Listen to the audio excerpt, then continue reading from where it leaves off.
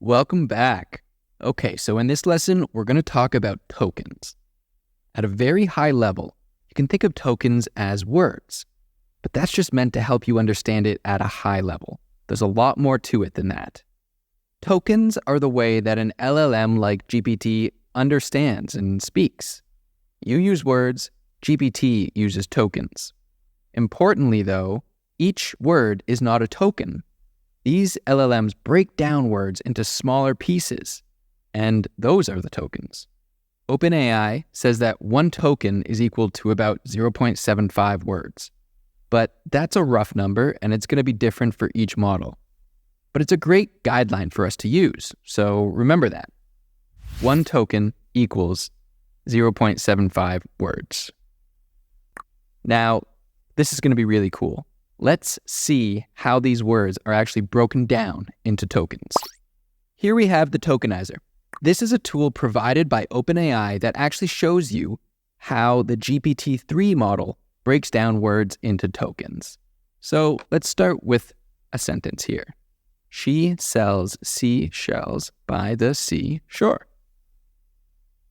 And now at the bottom here, you can see there's all these pretty colors that have appeared. These colors show you the words being broken down into tokens. Each color block is a token. So this sentence contains 8 words, and that translates into 9 tokens. So that's just about the 1 token per 0.75 words formula. So that's great. Now, let's make things a little more interesting. What do you say?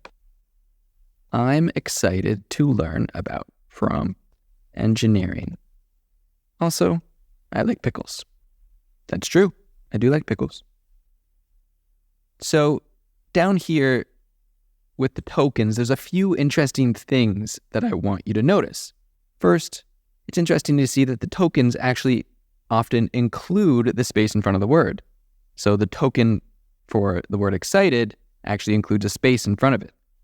Same with the word to, and the same the word learn. Each one of those is a token. Also, you can see that the word I'm is broken down into 2 tokens. I is 1 token, and apostrophe M is another token. You can also see that each period is its own token.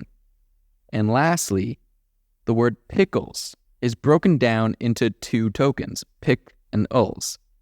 And this is really important to know and realize that many words are broken down into multiple tokens. And there's no real rhyme or reason that you, as a human, can understand how those words are broken down. You just need to know that they are broken down. In total, there are about 50,000 tokens used by GPT, and each one actually has its own token ID, a number associated with that token. If you click right here at the token IDs, you can actually see the token ID of each of these words. Now, let's do something interesting here. Let's go up here and add a second to. So I'm excited to learn. There you go, look at that.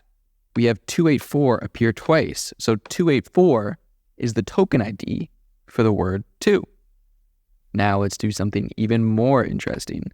Let's add the word to, but with a capital T. And look at that. The number 1675 was added. So the token ID for the word to with a capital T is different from the token ID from the word to with a lowercase t. Okay, that's all interesting and simple enough, right? Now here is the really awesome thing, the thing that you really need to remember. This is the heart of what makes an LLM, well, a large language model.